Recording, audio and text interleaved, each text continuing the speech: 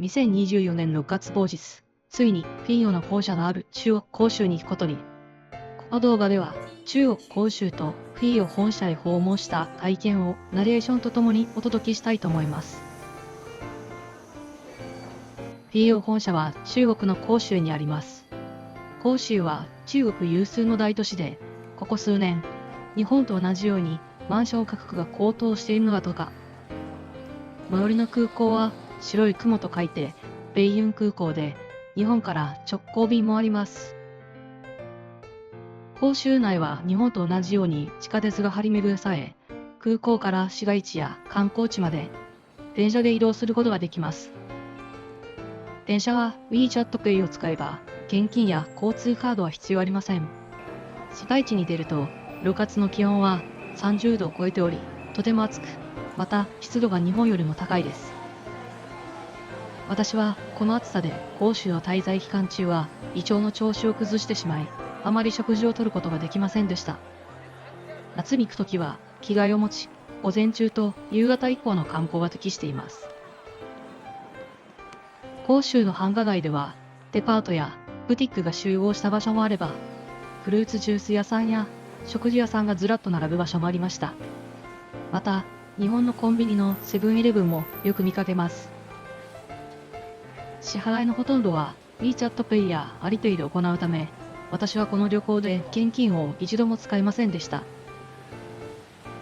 ちなみに、広州の観光のベストシーズンは秋で、涼しく、半袖でも過ごしやすい気温だそうです。広州は美食の地域としても有名で、日本人でも食べやすい味付けの料理が多かったです。また、海鮮料理も豊富で、フルーツもあり、とにかくどれもとても美味しかったです。広州では食事の前にお茶を飲む文化があり、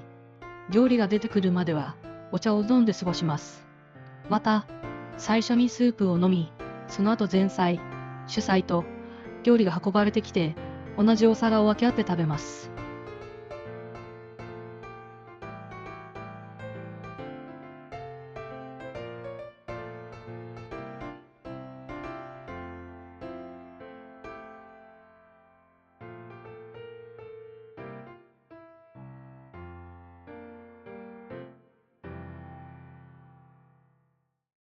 さて、前置きが長くなりましたが、いよいよフィーヨへ向かいます。フィーヨへは、広州の繁華街から車で1時間ほどです。今回はフィーヨ本社の近くのホテルに宿泊していたので、車で送迎してくださいました。フ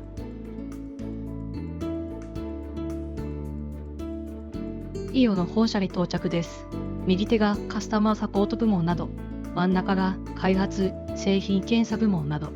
左手が社員寮となっています。この PO 本社には300人程度の社員が働いていて、多くは製品開発に関わる社員とのことでした。右手にエントランスがあります。ここがエントランスです。来客用の会議室もありました。エントランスから2階に上がると、歴代の企業製品が展示されています。PO の素養であるスピーカー、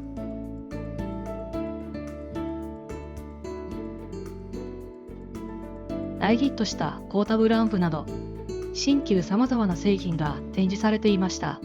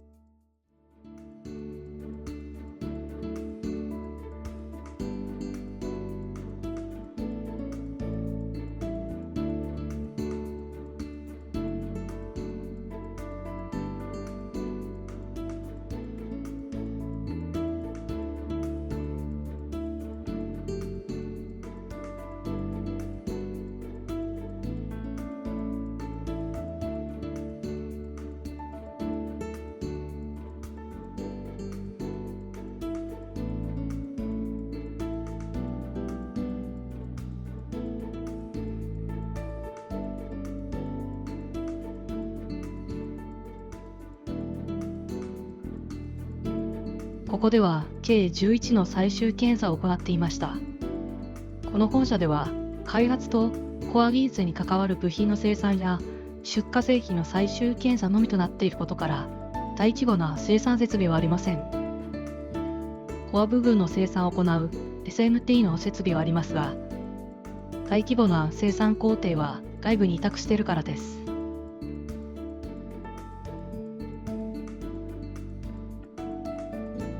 また、主に開発拠点となっていることから、様々なテストも行われていました。これは、エイジングテストの映像で、このほか、低温、高温、高い湿度それぞれの環境下での耐久テスト、液晶を温水につける耐久テスト、バッテリー容量のテストなど、様々なテストを行っていました。そして、いよいよ今後の新製品が置かれている開発部門に潜入をしていきます。しかし、開発部門のフロアは未公表の新製品もあるため撮影ができませんでした。開発フロアのイメージは普通の日本企業のオフィスとそれほど変わりありません。製品のカテゴリーごとに部署が分かれていてデスクの島を形成しています。そのデスクの島ごとにマネージャーがいて、そして個別の部屋を持つさらに上の役職の方がありました。そしてその部屋ではプロジェクターの開発担当者が集まってけんけんがくがくと製品について話し合っていました。以上が企業本社訪問でした。最後にここからは広州の観光の一部を紹介します。ここは中国でも最大級のサファリパークでチャイムロンサファリパークと言います。この動物園には11頭ものパンダがいてパンダを撮影してきました。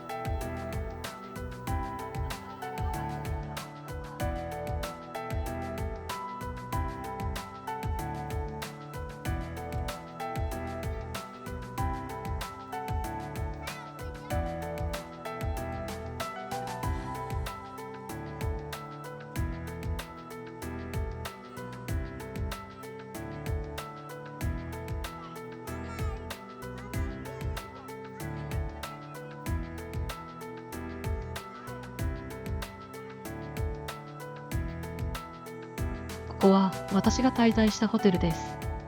昨年までは政府関係者向けのホテルで観光客は宿泊できませんでした。1年とオープンして間もないため、まだ観光客は少なく、5つ星ホテルにもかかわらず穴場なホテルとなっています。ホテルの目の前には湖と山が広がり、とても素敵なホテルでした。この山は英雄マウンテンといい、頂上付近では広州の街を見渡すことができます。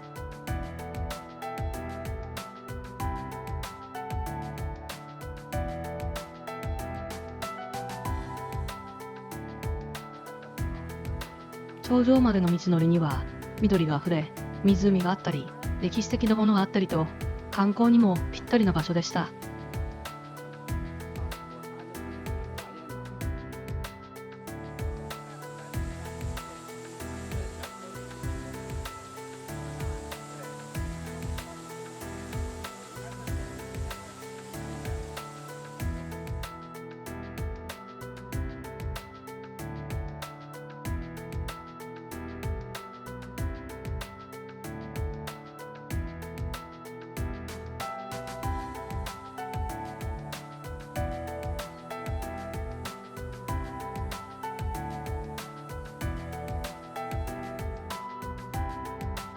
最後までご視聴ありがとうございました。